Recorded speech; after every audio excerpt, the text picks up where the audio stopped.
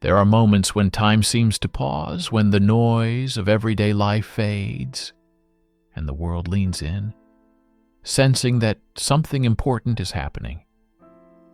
For Catherine O'Hara, those moments have never been about chaos or spectacle, but about quiet gravity. While audiences associate her with laughter, eccentricity, and unforgettable characters, her real power has always lived in restraint. She never chased attention. Attention followed her. In an industry built on constant visibility, she mastered disappearance without being forgotten. That contrast is what makes her presence feel so rare. Even when headlines swirl or rumors spread, she remains composed, guarded, and dignified.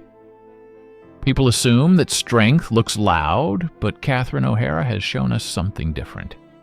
Strength can be silent. It can exist behind closed doors, away from cameras, protected by intention. And it is precisely that silence that has made people stop and wonder what it truly costs to give the world so much joy. A childhood where humor was a lifeline. Long before stages and film sets, Catherine O'Hara learned the mechanics of comedy in a crowded home filled with voices competing to be heard. Growing up in a large Catholic family in Toronto, humor was not optional. It was survival. If you wanted attention, connection, or peace, you learned timing fast. That environment sharpened her instincts early. She observed people closely, learned when to speak and when to listen, and discovered that laughter could diffuse tension better than argument ever could. These were not lessons taught in drama school, but they became the foundation of her craft. Comedy, for her, was never about ego.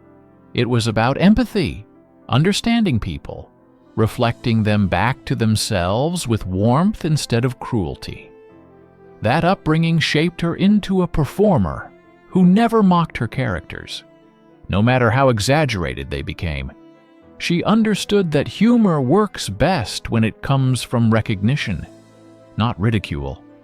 The unforgiving world of improvisation, when Catherine O'Hara stepped into the world of improvisational comedy, she entered one of the most demanding creative environments imaginable. There were no scripts to hide behind, no safety nets, only instinct and collaboration. The stage rewarded honesty and punished ego. In those rooms, she learned to disappear into characters so fully that audiences forgot the performer entirely. Working alongside future legends, she was never content to simply keep up.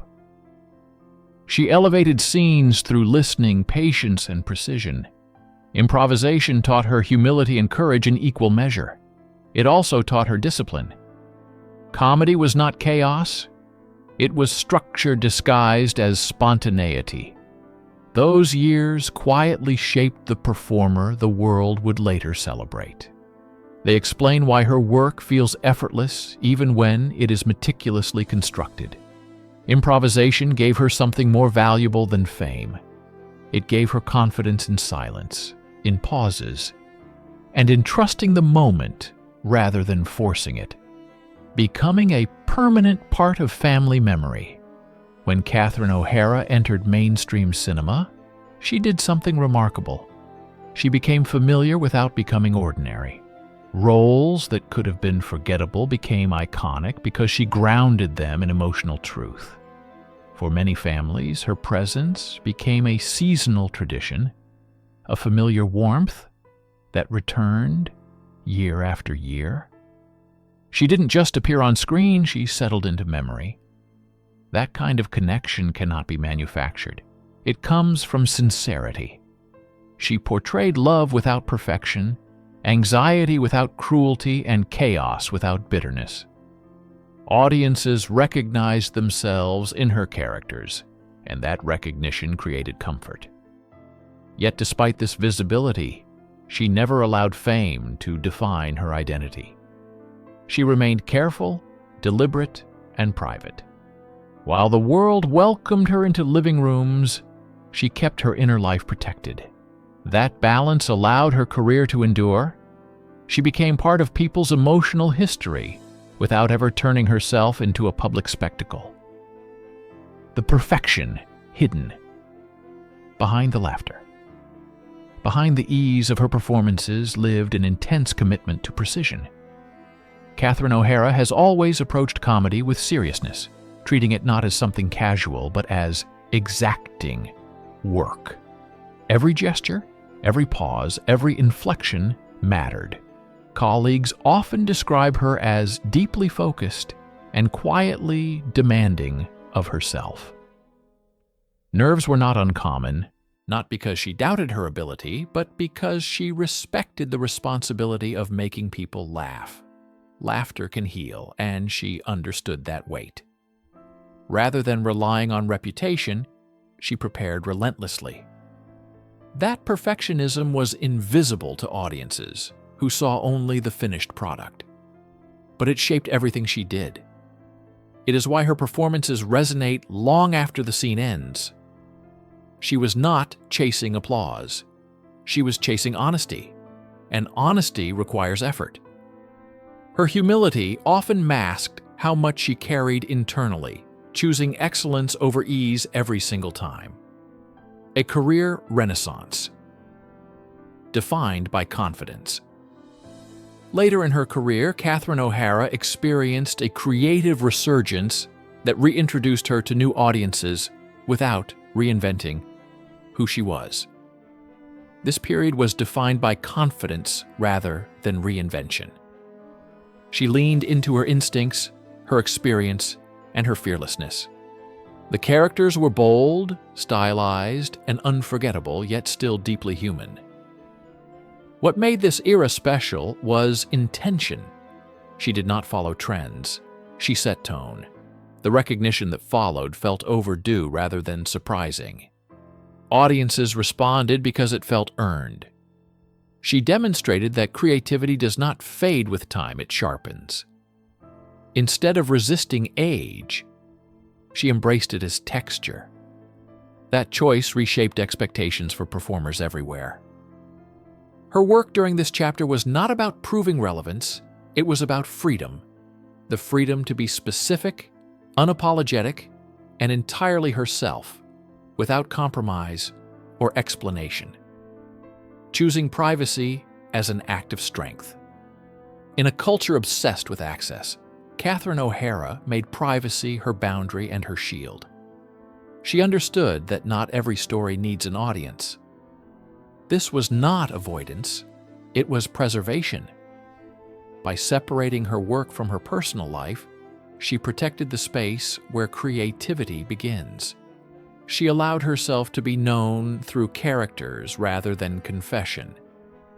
That decision required discipline, especially as fame grew. There were always whispers, questions, and assumptions, but she never fed them. Silence became her statement. In doing so, she modeled a healthier relationship with visibility. She showed that relevance does not require constant exposure, and that dignity can coexist with success. Her restraint challenged an industry that often rewards oversharing. By choosing privacy, she maintained balance, longevity, and authenticity. It is one of the quietest, yet most powerful legacies she leaves behind. The influence you don't see on screen. Catherine O'Hara's impact extends far beyond what audiences see. On sets, she has long been known as a steady presence, someone who leads without commanding and teaches without lecturing. Younger performers often describe learning simply by watching her work ethic, her preparation, and her kindness. She created environments where collaboration thrived. That influence cannot be measured by awards or ratings. It lives in habits passed down, in standards upheld, and in confidence quietly built in others.